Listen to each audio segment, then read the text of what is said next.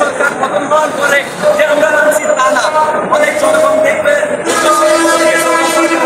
গাড়ি চালাই, এখন সরকার থাকতে ওরা সরকারের গোলামি করছে না। আমরা হাইকোর্টে গেছি, আমরা আমাদের রিট আছে, আমাদের পক্ষে আমাদের যারা পজিটিভ আছে, এবং আজকে যারা আসছে 494 জন ড্রাইভার এখানে আছে, এবং আমাদের আমাদের পজিটিভ, আমাদের পক্ষে পজিটিভ, ওনারা আমাদেরকে এখানে পাঠাইছে। তোমাদের নাম ঠিক তোমরা তোমাদের সংসদ করতেছে না, তাই